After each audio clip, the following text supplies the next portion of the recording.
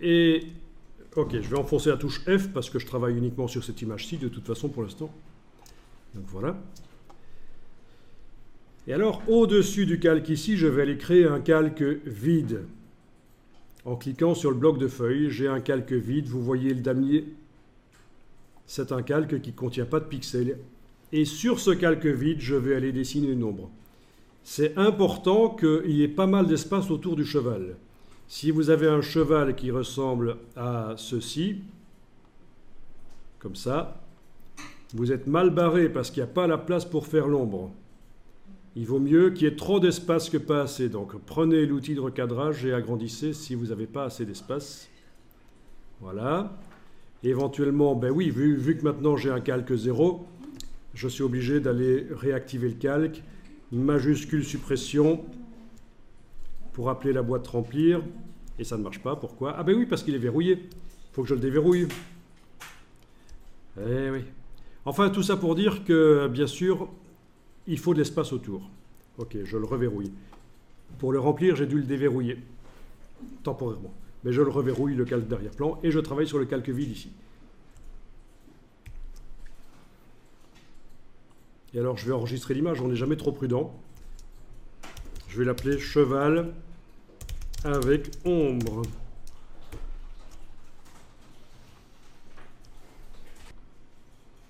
Donc, l'image vient d'être enregistrée. Donc, ce qu'on va faire, ce n'est pas une ombre portée, c'est une ombre omnidirectionnelle. Donc, ce n'est pas ceci qu'on va faire. Ça, ce sont des ombres portées. D'accord? Et en général, l'erreur qu'on fait quand on crée du Photoshop, c'est qu'on va mettre une ombre comme ça dans un décor qui n'a pas de lumière directionnelle. Donc, l'objet va être le seul à avoir une ombre projetée. En plus, elle va être mal faite, parce qu'on ne sait pas comment faire. Donc c'est une erreur de débutant. Donc ne sautez pas directement vers ce genre d'ombre portée. On va faire une ombre avec de la lumière qui vient d'un peu partout. Et donc l'ombre va être vraiment sous le cheval. Parce que le cheval bloque la lumière. Alors on y va, on active le pinceau normal. On va indiquer qu'on dessine en noir. Vous allez prendre... réinitialiser éventuellement, comme ça vous avez du noir dans la case de premier plan. En cliquant là, vous réinitialisez. D'accord?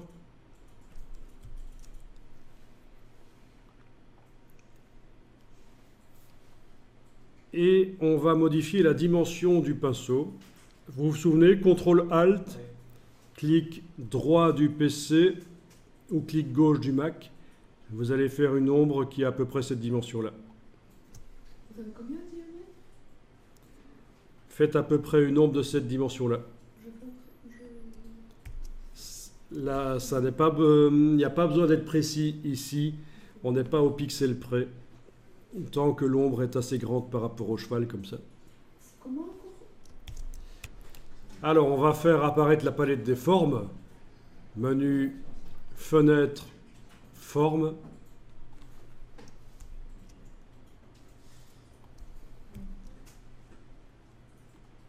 Donc, dans la palette des formes, on va demander deux choses. On va demander que la dureté soit à 0, parce qu'on veut une brosse floue. Vous avez ici la prévisualisation, n'est-ce pas? Donc, dureté 0. C'est dans la partie forme de la pointe.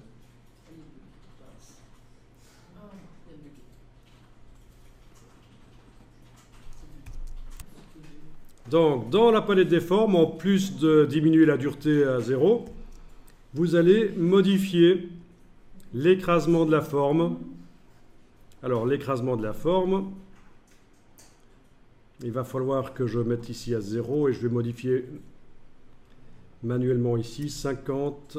Waouh! Oui, mettons 50. Arrondi 50, angle 0. Parce que ça bug un peu leur preview ici, pour l'instant. Un peu ça. Ouais. Il nous faut un truc bizarre, là. Donc ça écrase la forme, en fait. Si vous amenez le pointeur sur l'image, vous voyez qu'on a une ellipse aplatie. Et au fait, parfois vous avez une petite croix comme ça. Pourquoi? Parce que, tout bêtement, et ça c'est le genre de truc qu'on me contacte tout le temps pour ça, c'est assez stupide, mais quand vous avez la touche verrouillage majuscule enclenchée, c'est le pointeur précis et donc la forme de la brosse n'apparaît plus. Vous avez une croix à la place. Donc il faut éviter verrouillage majuscule.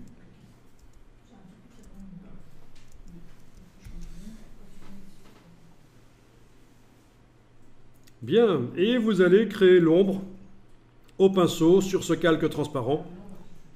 Alors, allez-y, vous faites un truc comme ça. Non, je rigole évidemment. Vous cliquez. Oui, mais attendez, on rigole à moitié parce qu'il y en a certains, quand on leur dit de cliquer comme ça, à la place, ils vont faire ça. Et ça, c'est pas mieux. Donc, il faut cliquer tout simplement. Et voilà. Alors oui, en effet, certains parmi vous ont quelque chose de jaunâtre autour de l'ombre. C'est un problème d'affichage, c'est la carte graphique qui n'est pas très géniale.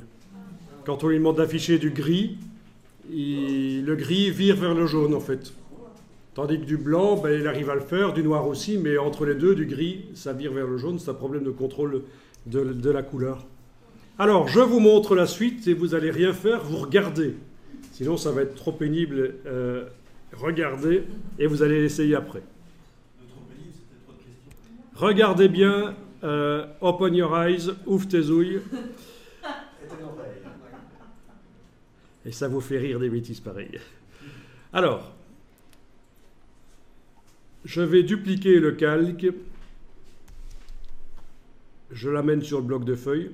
Une fois, deux fois. 3 fois, peu importe lequel j'amène d'ailleurs, puisque de toute façon... Bon. Alors, le premier ici, je vais l'appeler pénombre. Pénombre, on a dit idiot. Voilà. Ici, ça va être patte 1. Là, ça va être patte 2. Bon, les pattes, elles sont un peu ensemble. Hein.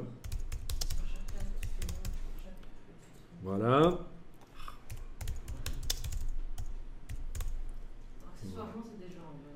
Ah oui, c'est des jambes. Oh, je me fais chaque fois avoir. C'est parce que ça se bouffe, alors je me dis, mais non. Oui, on ne dit pas des pattes pour un cheval, on dit des jambes. Bien vu. Mais avec une bonne sauce, c'est toujours bon. Que ça s'appelle une patte ou une jambe. Ok, alors, je vais déplacer l'ombre ici de la jambe, là, là, là. Et je m'occupe de la pénombre dans un premier temps, vous voyez. Et je vais faire une transformation manuelle. Édition, transformation manuelle, donc un CTRL-T. Et je vais, sans enfoncer la touche majuscule, écraser pour donner l'impression que c'est une ombre en perspective sur le sol. Mais en fait, c'est une pénombre, ça. Je peux la faire plus grande, éventuellement aussi. Alt majuscule, là, quand je prends une poignée du coin. Ben, Alt majuscule pour que ça s'agrandisse par le centre. Je valide. Et cette pénombre, elle est censée être pas très sombre parce qu'elle est fort parasitée par la lumière. Donc je vais... Ben oui, je vais diminuer l'opacité ici. Voilà. Ok, ça c'est une première chose. Ensuite, je vais m'attaquer à l'ombre ici. Donc même principe. Transformation manuelle, donc un CTRL-T. Et je vais mettre ça sous la première patte ici. Alors on sait bien que c'est pas bien détouré, etc. Mais on va faire comme si. Hein. Voilà. Ok. Deuxième ombre ici. Alors on a des pattes qui sont en l'air. Hein. Des jambes qui sont en l'air. Des jambes en l'air. Ah, c'est pour ça que vous vouliez que j'appelle ça des jambes. Je comprends maintenant. Vous vouliez une partie de jambes en l'air. Vraiment, c'est... Enfin, voilà comment on fait une ombre réaliste grâce à ça, voilà. Comme ça, voilà. Bon, là c'est vite fait, mais vous voyez le principe. Hein. Des ellipses floues écrasées avec différentes opacités s'il faut. Et qu'on fasse une ombre sous une voiture, sous un mixeur de cuisine ou sous n'importe quoi, ça va marcher, ça va passer. Et quand on l'amène dans un décor, ça va être encore plus réaliste. Mais il va falloir tout grouper. Il va falloir faire un groupe avec le cheval et ses ombres. Peut-être même un groupe d'abord avec les ombres pour être propre, faire ça correctement. Alors, vous voulez voir l'avant avec et sans, c'est quand même assez sidérant. Sans les ombres, on a l'impression qu'il flotte et que c'est un détourage tout bête. Avec les ombres, il y a déjà plus de profondeur. Eh bien, vous avez vu le principe, hein, c'est de la transformation manuelle, de la modification d'opacité sur la pénombre.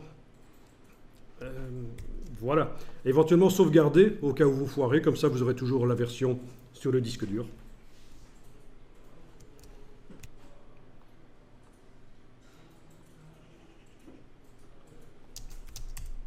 Donc techniquement, il est possible de faire des ombres comme ça, sous une vingtaine d'objets par heure, hein, sans problème. Parce que vous pouvez transférer les ombres floues d'une image à l'autre et les repositionner. Donc techniquement, si j'ai 20-30 objets à vendre en une heure, j'ai fait les ombres en dessous, si elles ne sont pas faites au moment de la prise de vue.